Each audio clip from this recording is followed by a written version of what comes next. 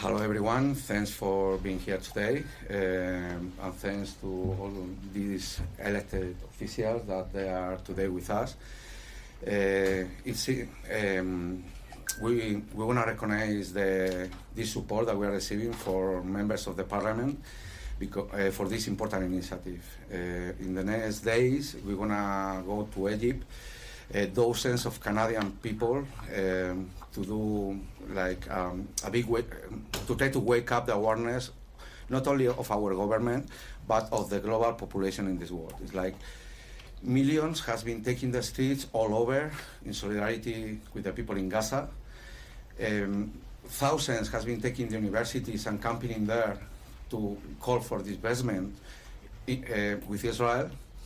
And we pretend to bring this spirit to the border of Rafah, of solidarity with those people that today are suffering famine, they are suffering bombings daily, they are losing, whole families are being erased from the map, and we consider that this is not acceptable, and it's not acceptable to continue having normal relations with an state that they are treating others, that they are occupying their land in these manners.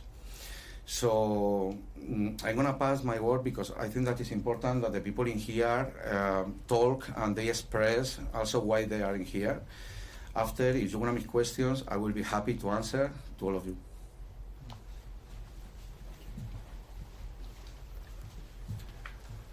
I'm deciding to take time off from my work as a family doctor to join the global march to Gaza because Gaza deserves it. Gaza deserves food, clean water, medicines, medical supplies, and proper medical care. The Palestinian people deserves freedom from this ongoing Israeli siege, blockade, starvation, famine, occupation, apartheid, and genocide. Liberation is good medicine. I don't know what else to do in this moment than to join the global march to Gaza, to demand that humanitarian aid enter Gaza, which Israel has and continues to systematically deny to the Palestinian people. Over a year ago, I made the journey into Gaza through the Rafah border crossing to work in primary care clinics in central Rafah. Before I crossed the border, I saw the aid trucks lined up for kilometers upon kilometers at the border as we drove up. These aid trucks would be systematically held up by Israel from entering, some with their supplies and food expiring, only to have the aid be dumped at the border before it even reached Palestine. It was initially the plan to work at Nasser Hospital, but it was surrounded by Israeli tanks and later besieged and forcibly evacuated by the Israeli military. Now, as healthcare workers continue to do what they can in these impossible situations, Nasser Hospital is on the brink of a collapse, with healthcare workers donating their own blood in attempts to save their patients. 5 days ago, the World Health Organization called for urgent protection of Nasser Hospital and Al Amal Hospital, which are the last two functioning public hospitals in Khan Yunis, where currently most of the population is living. A few months later, after my initial journey into Gaza, I was planning to try to re-enter Gaza through the Rafah border crossing. And I watched videos of the Israeli military occupy and destroy the Rafah border crossing on the Palestinian side. The Israeli military has continued their invasion and occupation of Gaza and repeated and further forced displacement of the Palestinian people into smaller and smaller pieces of land. I am seeing ordinary citizens of this world, the people of conscience, take it upon themselves to deliver aid and demand an end to the famine and genocide in Gaza, while the international community has utterly failed to prevent and stop genocide in Gaza. Israel has previously killed activists and bombed past Freedom Flotillas for attempting to bring aid in. The latest Freedom Flotilla was not the first attempt to bring humanitarian aid into Gaza by water, nor will it be the last. We all have a collective responsibility to do what we can, to do everything that we can, to help bring an end to famine and genocide in Gaza. In a few days, we will march collectively to the Rafah border crossing. This time, I won't be attempting to cross it with a small medical team, as I know that doctors can't stop a famine or end a genocide. This time, I will be with thousands of other volunteers and activists from all over the world demanding that the thousands of aid trucks be let in. Because this is what is needed to stop the famine and starvation. And for governments like our own in Canada to end complicity in this genocide. For example, Canadian companies sold $18.9 million worth of military goods to Israel in 2024 last year alone. Because this is what is needed to end the genocide. Because when the people of conscience around the world organize, we are powerful to push our governments to help bring this genocide to an end. Thank you.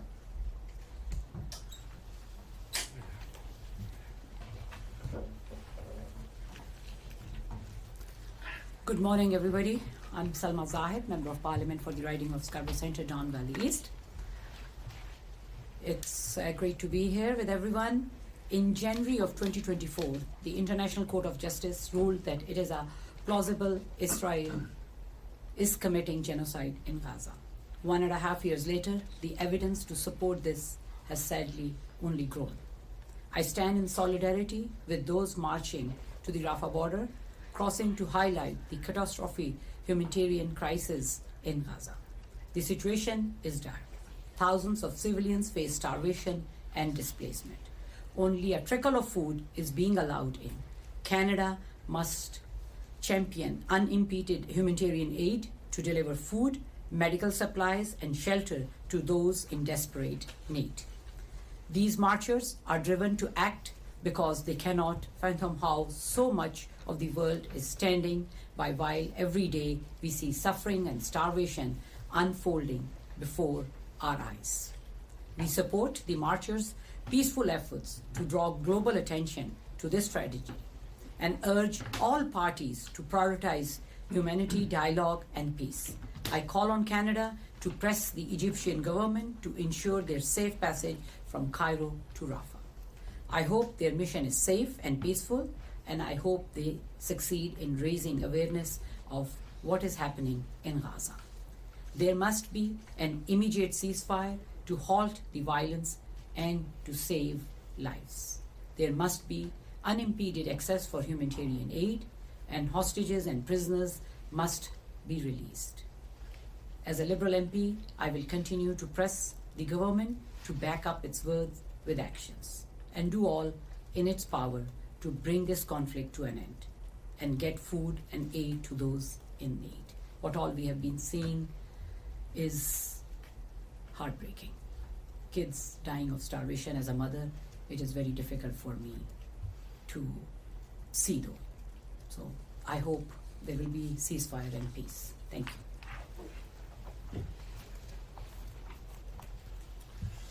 Thank you, Salma. Hi, Alexandre Boulris, Member of Parliament from Rosemont-la-Petite-Patrie.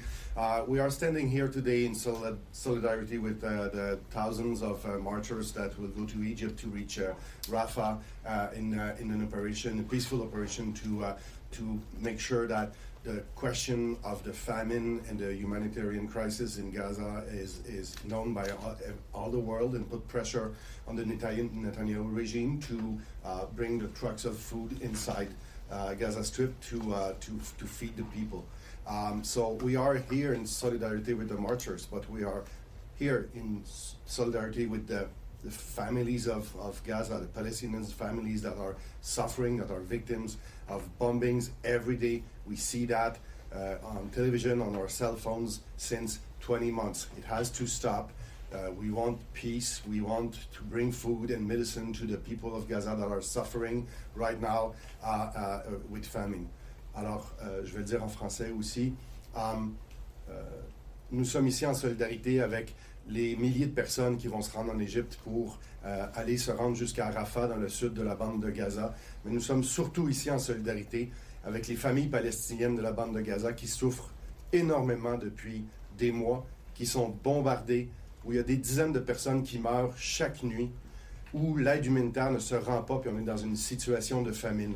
Alors ces marcheurs, ces marcheuses qui viennent de 60 pays dans le monde vont se rendre là-bas pour amener de la sensibilité, informer la population mondiale, puis mettre de la pression sur le gouvernement Netanyahou pour qu'il arrête le blocus et le siège de Gaza et que la nourriture et les médicaments puissent finalement rentrer dans la bande de Gaza. C'est extrêmement important. Et dans ce contexte-là, ce qu'on demande, nous aussi, comme membres du Parlement, c'est que les affaires globales puissent contacter le gouvernement égyptien et s'assurer que les marcheurs qui viennent du Québec, du Canada et des autres pays dans le monde, que leurs droits vont être protégés, que leur sécurité va être assurée et que s'ils ont besoin d'aide consulaire et que l'ambassade soit prête pour être capable de les aider si jamais il arrivait quelque chose. On espère que cette grande marche internationale pacifique et pacifiste va bien se passer, mais on demande au gouvernement canadien d'être aux aguets et d'être au service de tous ces gens qui vont là-bas dans une intention humanitaire de sauver les vies des Palestiniens de Gaza.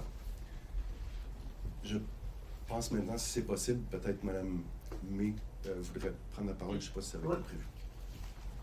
Merci Alexandre. Je suis ici aussi avec mes collègues, mes chers collègues. Nous sommes en solidarité avec les militants, avec les peuples, avec le courage de faire ce voyage. We're here as members of the Canada-Palestinian Parliamentary Friendship Group. We have been working together for years. I particularly want to say how much it meant to me that we were able, as 18 members of Parliament from 5 parties in March of 2018, to travel together. Alexandre Bouleri's, Lord Johns, and I were in that group, but there was no question that what we saw then was horrific. And that was 7 years ago. And what we see now is a genocide. I want to thank Dr. Yiping Ji for your courage, for suffering so much in your personal career, for being sanctioned and standing up and now making the trip. I'll be praying for you every day, Dr. Ji. All of you must be safe. I know you are nonviolent in every step of this march to Gaza. The genocide must end, and I wish I could go with you, be able to live the values we see. There's not enough that Canada's doing, but at least now Canada has joined the UK and Australia, New Zealand and Norway, imposing sanctions against 2 of the most far-right of Israeli cabinet ministers, but it's not enough. We hope that the G7 will identify that what's happening in Gaza is a crime and it must stop.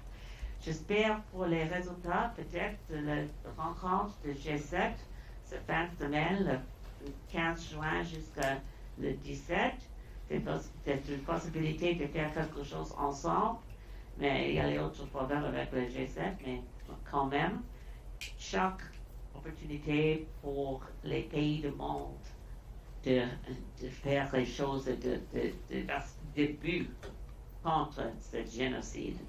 We stand in solidarity, and I just cannot say how much I deeply admire the courage of those of you who are going to march peacefully to Gaza, just as I admire the courage of those going back to remember our dear retired MP friend Jim Manley, who was arrested in international waters on a move to get aid to Gaza back in 2012. Ça change. It's more dangerous now. The Israeli government is unmasked, and the way the Netanyahu government is acting, they risk Israel being seen by the world as a pariah state. They are a threat to Israel's respect in the world, because right now Israel is seen as a country that practices genocide, and that is horrific. Merci tout le monde.